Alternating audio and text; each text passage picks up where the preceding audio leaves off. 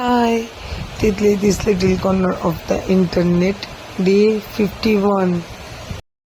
কখন আসছে?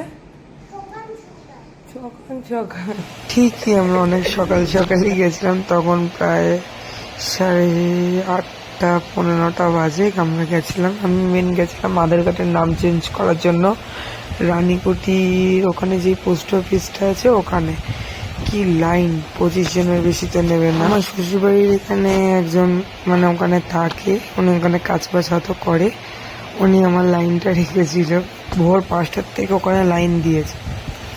তারপরে 4 জনের পরে আমি ছিলাম, 11টা 11:30টার মধ্যে কমপ্লিট হয়ে গেছে। রানীকুটির আমাদের কোয়ার্টার থেকে বেরিয়েছি, জয় ফোন করে বলছে যে তুমি কোথায়? আমি এই তো বেরোচ্ছি বলে ও আনতে চলে এসছে ঝপ করে, আমাকে না জানা। আমাকে বলে তুমি দাঁড়াও আমি আসছি বলে আমি টুকটুক করে এগিয়েছি, দেখি মহারাজ আমাকে কুদঘাটে ছাড়ার কথা ছিল, নিয়ে এসছে ওর দোকানে।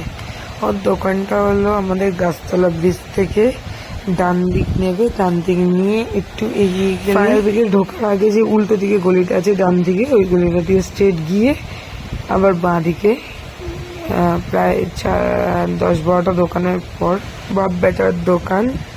তো চলো যাওয়া যাক টুকটুক করে। 2 রকমের মাছ ছিল না 3 রকমের হয়তো ছিল, রুই, কাতলা আর তোমার পার্শে, 3 রকমের মাছ ছিল। আমি যখন যাই তখন 12:30 বাজে, অর্ধেক মাছ প্রায় অলরেডি শেষই হয়ে গেছে বলতে গেলে। এই কটা মাছ ছিল, সেই রুই মাছ কাটছে, উনি মানে পেটি ফালি করছে। তো চলো উনি ওনার কাজ করুক, আমি একটু চা খেয়ে নিই, খেয়ে আবার বাড়ির দিকে রওনা দিতে হবে, কারণ মেয়ে বাড়িতে মায়ের কাছে রয়েছে। কিরে তুই পেপার করবি? দিদুন ছিল, মানি ছিল, হাপু দিদি ছিল, হাপু দিদির দিদুন ছিল, সবাই মিলে ছিল। খেলে দিলেছে, খাওয়া দাওয়া কমপ্লিট করেছে মানি।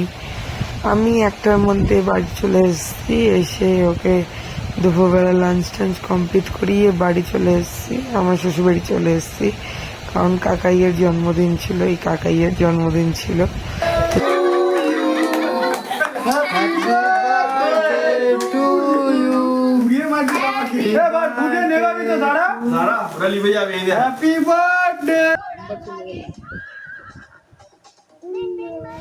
হাম্বা এখন নতুন নতুন হাম্বা শিখেছে, গরুকে দেখলেই হাম্বা করবে।